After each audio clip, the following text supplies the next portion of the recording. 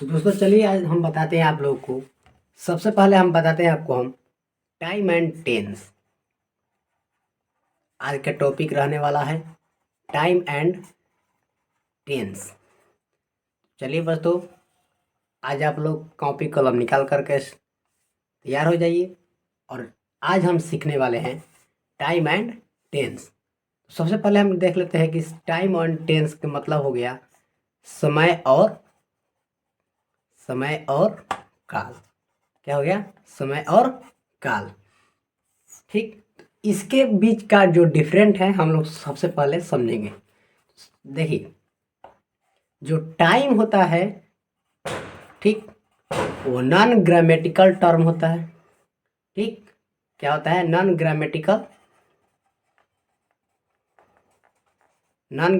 होता है। ठीक, और जो टेंस होता है वो ग्रामेटिकल होता है। क्या होता है? ग्रामेटिकल। ये क्या होता है? ग्रामेटिकल टर्म होता है।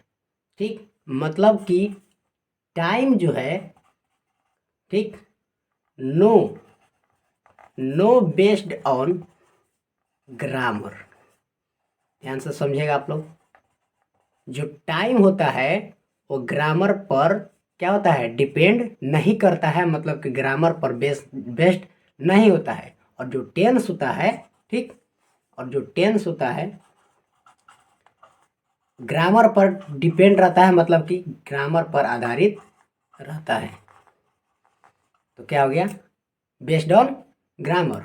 मतलब कि इसका आप क्या कर सकते हैं? टाइम का मतलब कि टाइम का आप क्या कर सकते हैं? यहाँ से डैश दे करके लिख सकते हैं कि जो टाइम होता है, ठीक, it is non grammatical grammatical term. ठीक, हो गया। और यहाँ से आप लिख देंगे, यहाँ से टेंस का लिख देंगे आप। इट इज ग्रामेटिकल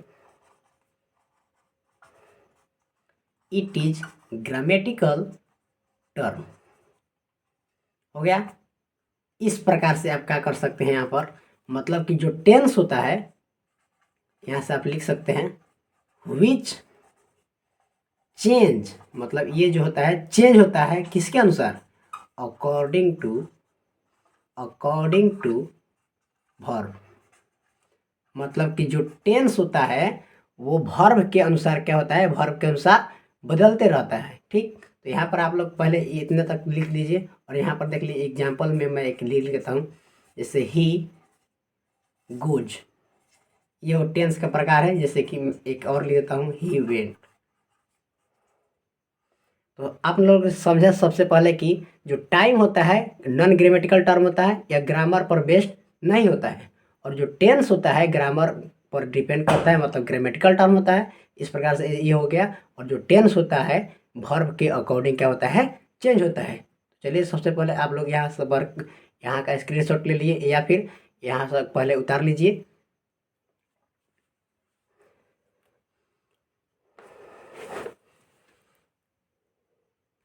तो चलिए इतना तक लिखने के बाद अब देखते हैं हम लोग कि टेंस के कितने प्रकार होते हैं। हाउ मेनी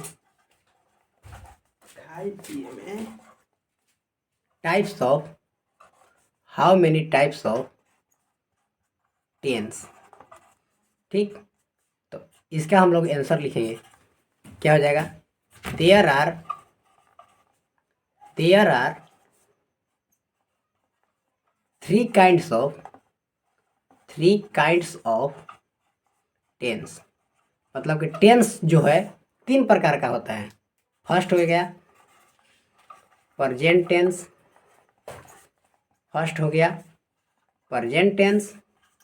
सेकंड हो गया पास्ट टेंस एंड थर्ड हो गया फ्यूचर टेंस।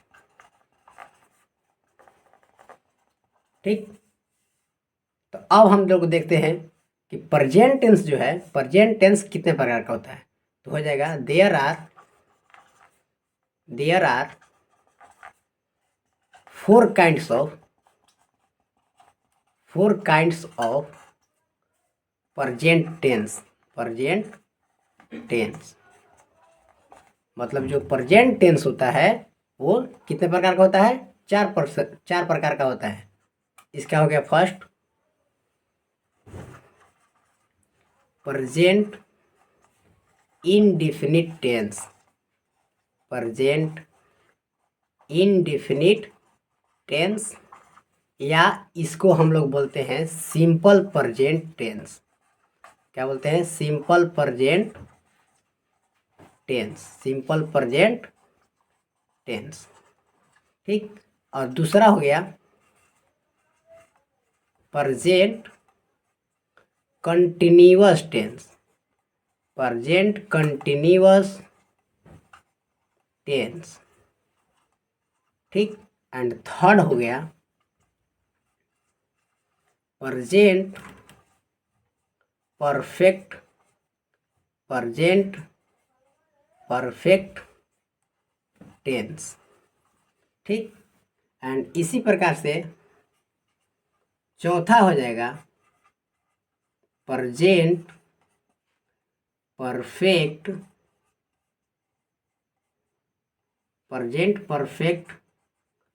कंटिन्यूअस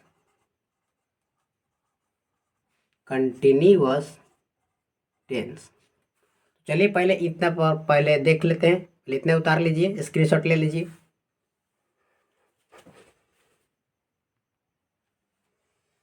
तो चलो सबसे पहले देखते हैं प्रेजेंट इंडेफिनिट टेंस। सबसे पहले इसका हम देखते हैं स्ट्रक्चर।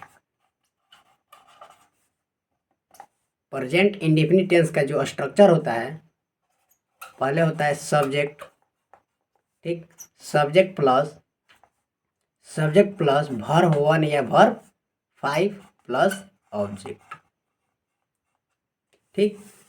ये हो गया इसका स्ट्रक्चर, ठीक। अब हम देखते हैं कि जो वर्ब 1 है और वर्ब 5 है ये कब लगता है और कब नहीं लगता है। देखिए सबसे पहले यही ध्यान देने वाली बात है कि जब सिंगुलर सब्जेक्ट हो, ठीक, जब सिंगुलर सब्जेक्ट हो तो उसके साथ हमेशा सिंगुलर वर्ब का यूज किया जाता है, ठीक। जब सिंगुलर सब्जेक्ट हो तो उसके साथ हमेशा सिंगुलर वर्ब का यूज करते हैं। और जब प्लुरल सब्जेक्ट हो, ठीक, तो उसके साथ प्लुरल वर्ब का यूज किया जाता है।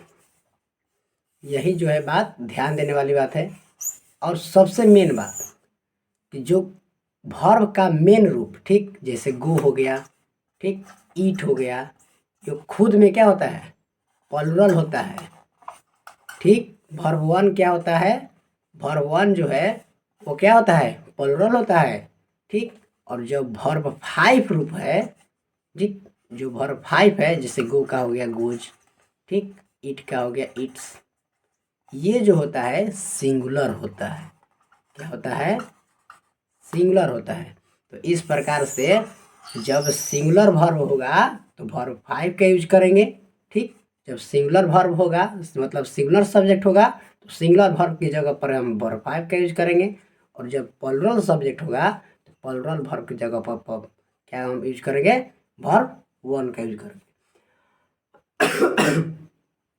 सबसे ध्यान देने वाली बात ये है कि प्लुरल सब्जेक्ट कौन कौन होता है? प्लुरल सब्जेक्ट्स कौन कौन होते हैं? तो हो जाएगा आई हो गया, वी हो गया, यू हो गया, ठीक। और एक होता है दे, ठीक।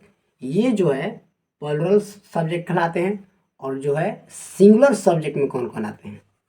ठीक, सिंगुलर सब्जेक्ट्स में आते हैं ही, सी, ईट, ठीक। या फिर कोई एक नाम हो, ये सब क्या होता है? सिंगुलर सब्जेक्ट होता है। चाहे या फिर हम बोले माई हॉर्स, माई डॉग, ठीक, माई कार, तो ये क्या हो गया? सिंगुलर सब्जेक्ट, ठीक।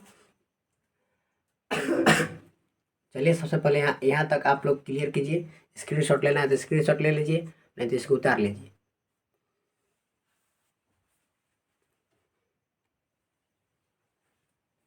तो चलिए सबसे पहले देखते हैं हम लोग प्रेजेंट इंडेफिनिट टेंस मतलब कि सिंपल प्रेजेंट टेंस का रूल 1।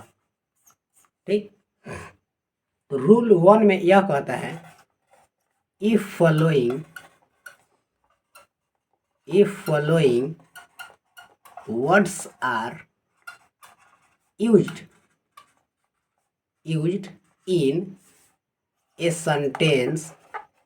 in a sentence ठीक, then simple present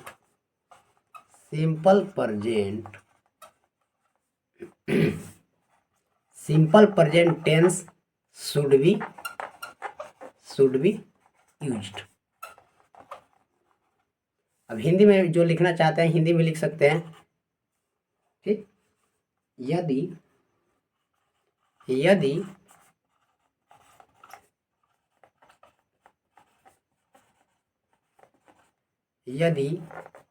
निम्नलिखित शब्दों का प्रयोग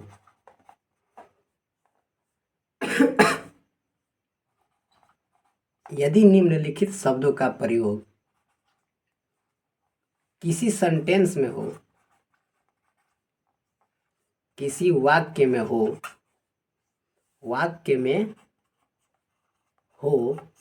ठीक, तो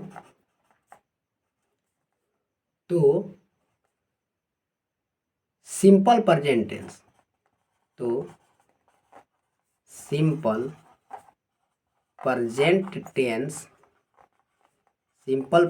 टेंस में प्रयोग होना चाहिए। हो गया, मतलब कि कुछ वर्ड्स हैं जो कि अगर किसी सेंटेंस में आते हैं तो यह समझना चाहिए कि वो जो टेंस है प्रेजेंट इंडेफिनिट टेंस में होगा, मतलब कि सिंपल प्रेजेंट टेंस होगा। देखिए सबसे पहला है ऑलवेज, सेल्डम, हो गया, एवरीडे, नेवर, जनरली,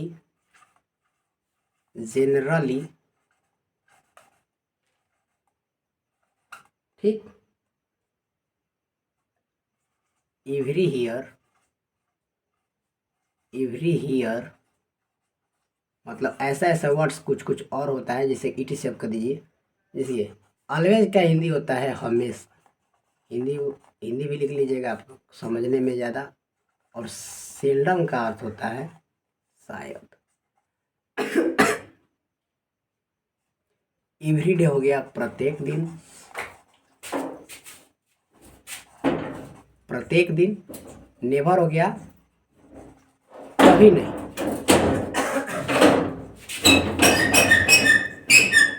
जनरली मतलब हो गया सामान्यतः,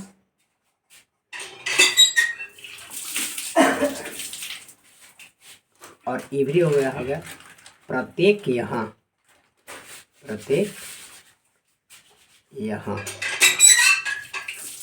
चलिए सबसे पहले यहाँ तक स्क्रीनशॉट ले लीजिए या फिर उतार लीजिए।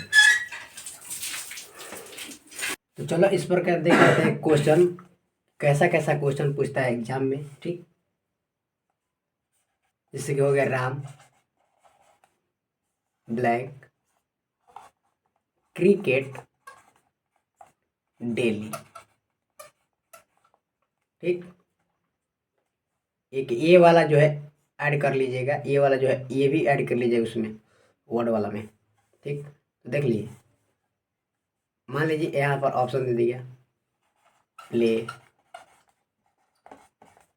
प्लेज, सी प्लेड, और डी ऑप्शन दे दिया इज प्लेइंग। तो यहाँ पर क्या होगा, ऑप्शन नंबर क्या होगा, बी होगा। क्यों बी होगा, क्योंकि यहाँ पर जो सिंगुलर सब्जेक्ट है तो सिंगुलर सब्जेक्ट के साथ लगता है सिंगुलर वर्ब, और सिंगुलर वर्ब क्या होता है, वर्ब 5 होता है। तो यहाँ पर क्या हो जाएगा, प्लेज हो जाएगा। ठीक, चलो इसी प्रकार एक और क्वेश्चन देख लेते हैं।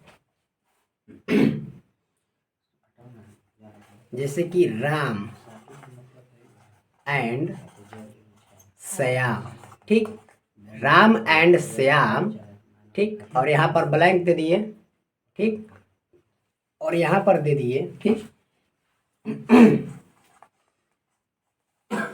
क्रिकेट डेली, ठीक, इतना हो गया।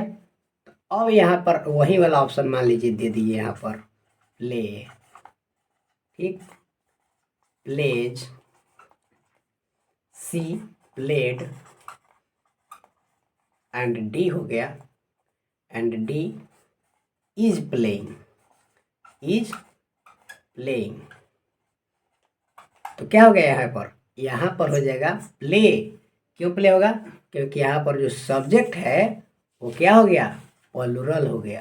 और जब प्लुरल सब्जेक्ट रहता है, ठीक, जब प्लुरल सब्जेक्ट रहता है तो कैसा वर्ब, प्लुरल वर्ब, और प्लुरल वर्ब जो होता है वर्ब 1 जो है प्लुरल वर्ब होता है। तो यहाँ पर क्या हो जाएगा, प्ले हो जाएगा। ठीक, चलो जरा क्वेश्चन बता लीजिए।